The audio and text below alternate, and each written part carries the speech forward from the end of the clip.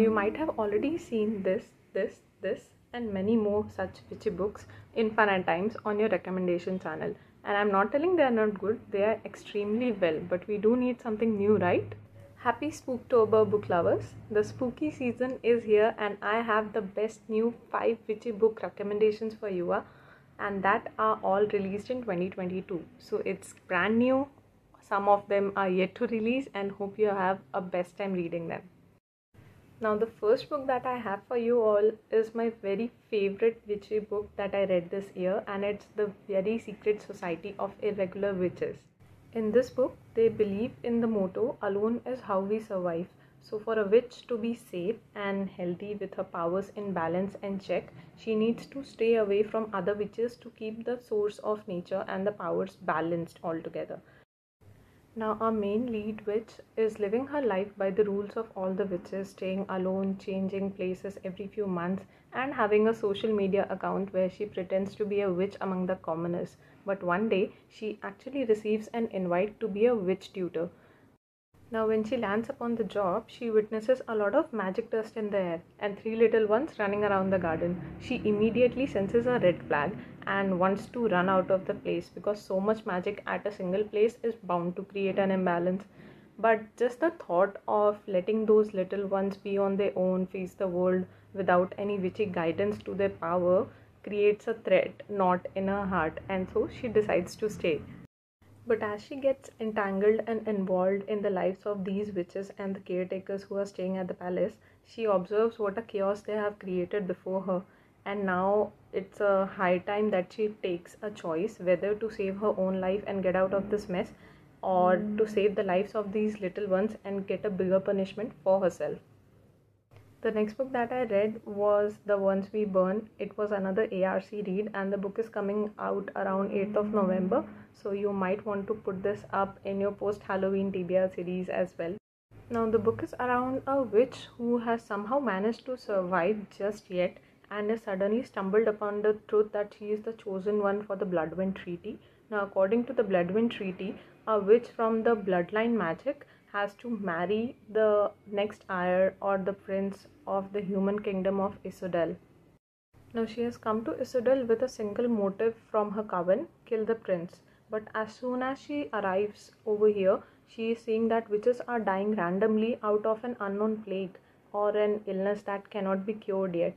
And to find the cure, she is stuck with the prince and her twin sister. But in return, they actually want her to find how to contain the magic of a bloodwind. She is standing at the crossroads now and has to make a choice whether to support the human twin rulers find the cure, or to support the people who have helped her in past and be the monster self that she has always been. Now the book comes with elements of LGBTQ in it and also a great writing style, and I did have a couple of quotes that I actually wanted to read out to you guys. Let me see if I can find them over here. Okay, now I have a couple of them. This one was one of my favorite that I also mentioned on my Insta review. Maybe home isn't a place, maybe it's a person. Maybe home is wherever the heart could finally rest. And there's also another strong moon-eyed ones. The world burned black and white, but she was all screaming colors in my watery eyes. The next recommendation that I have for you guys is Once We Were Witches by Sarah Driver. Now this book is a middle grade series, but it can also be read as a standalone book. The book has been compared to one of the best magical books in this age category, so I am definitely sure you would enjoy this. Years ago, magic was banished and the witches were hunted and burned. Now 2 little sisters, Spell and Egg, we'll come back to the name later, are growing at Miss Moldeel's school for wicked girls and being brainwashed for things they are not and being hidden their identity. Now one day they receive a secret message to be at a job for a parlor, which is basically a funerals parlor. Now they obviously cannot resist the offer, so they go ahead and join the parlor. But soon as they join, they see that below the parlor there are 4 hidden worlds, and suddenly Egg, one of the sisters, actually gets vanished into one of the deadliest ones, or shall I say into the world of deads. Now it's up to Spell to get her sister back, or she'll lose the only living family member that she has ever had. Packed with the feelings of sisterhood and vibes of found family, this witchy tale is everything you can ask for to read in this season. And I basically loved everything about this book except the name of the character, Egg.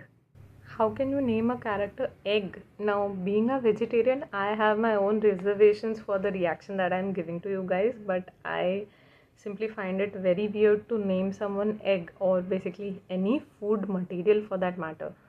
And I have seen on Insta that few of the people have really found it very cute, so I guess it's okay to feel whatever you feel for this particular name, and this is just my reaction and everything I wanted to share about this book. Another book that I have for you guys is The Witch Haven by Sasha Smith. This one is a combination of historical fiction and witchy fantasy for the lovers of dark academia. Set up in 1911 New York, the girl Frances is actually mourning the loss of her brother, whom she lost just a few months back, when suddenly she is attacked by a man. Now, in her self-defense, she ends up killing him, but instead of being convicted a murderer, she's actually been taken to a sanatorium. And when she arrives there, she understands it's not really a sanatorium, but actually a witch school. A story of found family, power for hunger, and choosing the right sides when the time comes are all in the cards of this young witch. And if you're thinking about Hogwarts or the secrets of Dumbledore coming together, this would just be the book that might fill the best example for it. And the final one that I have for you guys is from the author of The Nature of the Witches, which was one of the best-selling books last year. And the new book that the same author has launched is Wild as the Witch. The phrase from Macbeth, which was double, double, toil and trouble, fire, burn and cauldron bubble, was ever to be used again, I think it would be used to describe this book, which is full of witch councils, spells, amplifiers, and even trekking. Now here's a witch who has just settled in Washington, leaving her past life, town, and even her father behind. And she's trying to safeguard all her secrets by never letting anyone be very near or close to her. And all her frustration is being driven out in the form of writing cursed spells. Otherwise, in her normal human life, she works with an intern called Pike, who basically hates any and every kind of witches. And once upon a subtle moment, she gets so irritated with him that she decides what's the perfect curse for Pike. And she decides to convert the witch hater into a witch himself. But as soon as she was trying to dispel the whole spell that she has written, a bird comes out of nowhere and just takes the paper and flies away. Now she has two impossible tasks at hand. One, to keep it a secret that she writes the cursed spells from the Witches' Council, and the second one is to convince Pike, which I think is harder, to find the bird and to help her locate the dispel of it. This one is a magical tale, but it's also quite light for people who are actually fed up, or I would say are quite tired of reading intense fantasy books. I think this might be the one for you in case you are looking for something light yet magical to read around.